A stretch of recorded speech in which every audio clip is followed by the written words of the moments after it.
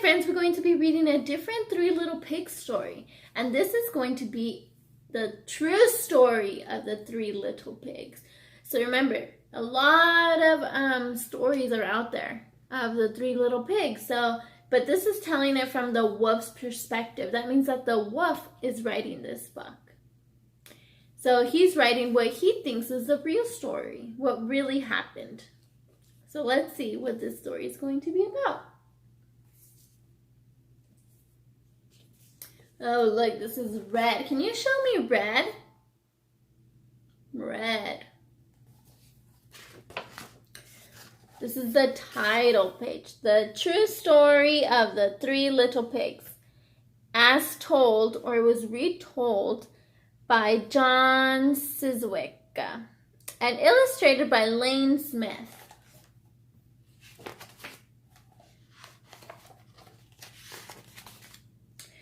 Everybody knows the story of the Three Little Pigs, or at least they think they do. But I'll let you know one little secret. Nobody knows the real story, because nobody has ever heard my side of this story. Oh, the wolf seems a little bit upset that nobody's heard his side of the story. I'm the wolf, Alexander T. Wolf. You can call me Al. I don't know who this whole big bad wolf thing got started, but it's all wrong. Oh, he thinks it's all wrong. I wonder what the real story is. Maybe it's because of our diet. Hey, it's not my fault wolves eat cute little animals like bunnies and sheep and pigs. That's just the way we are. If cheeseburgers were cute, folks would probably think they were big and bad too. That's a big burger, huh?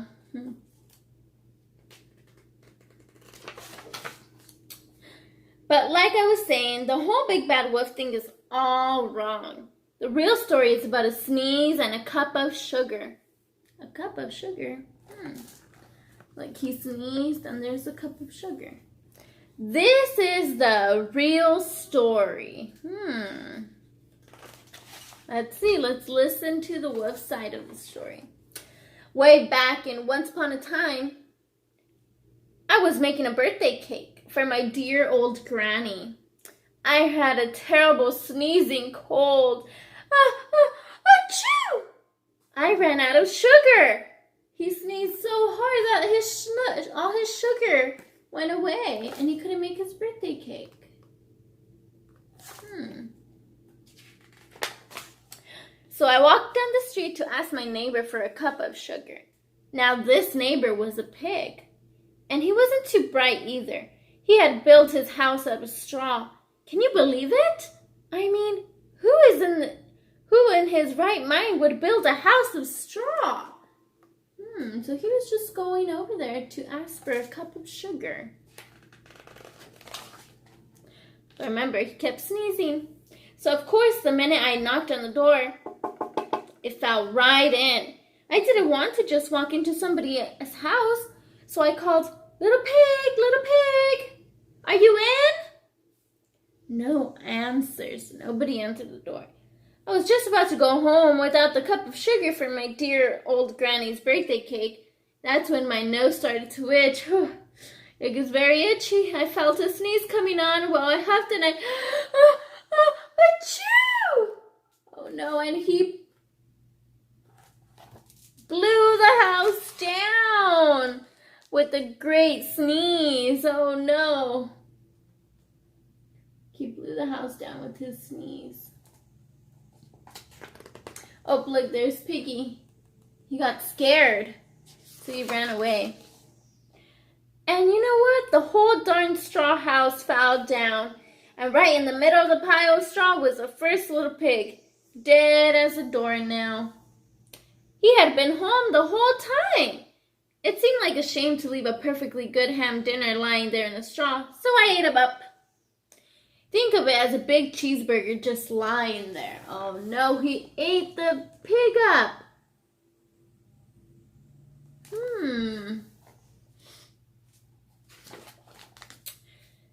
I was feeling a little better, but I still didn't have my cup of sugar, so I went to the house next door.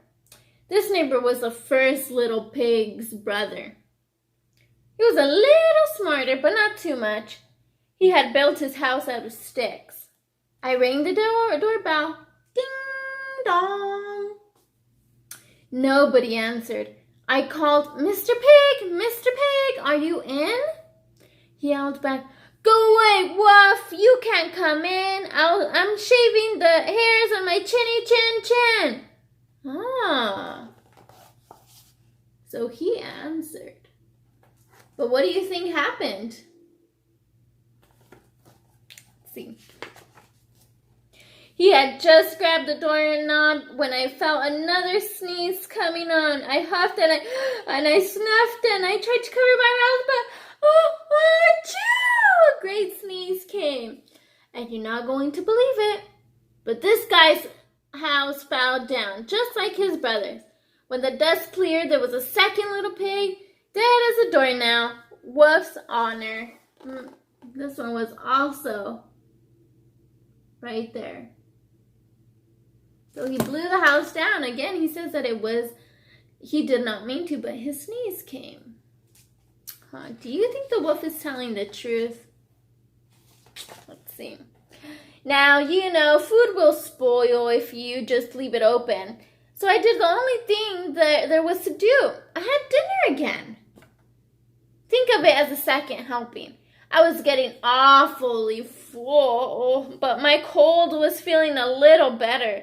And I still didn't have that cup of sugar from my dear old granny's birthday cake. So I went to the next house. This guy was the first and second little pig's brother. He must have been the brains of the family because he built his house out of bricks. I knocked on the door. No answer. And I called, Mr. Pig, Mr. Pig, are you in? And do you know what that rude little porker answered? Get out of here, Wolf! Don't bother me again!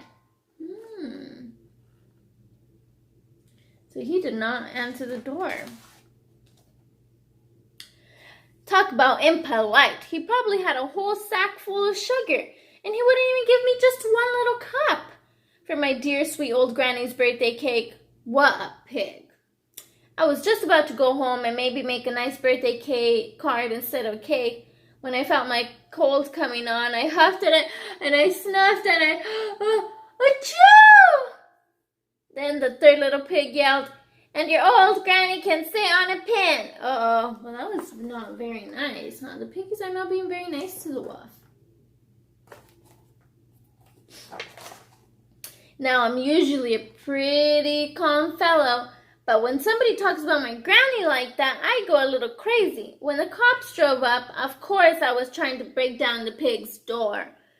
And the whole time I was huffing and puffing and sneezing and making a real scene.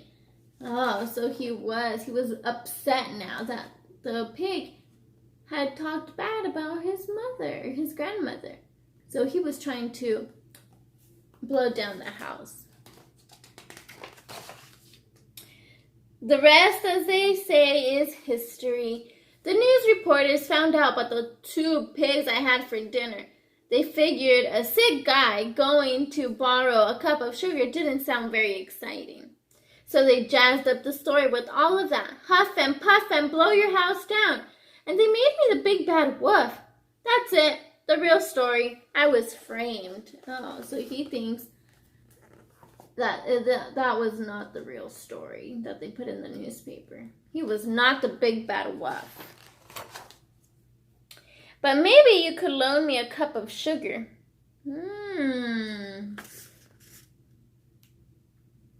Interesting. So do you think that the wolf is telling the true story? Or do you think the real story was the pigs, that he was a big bad wolf? I don't know.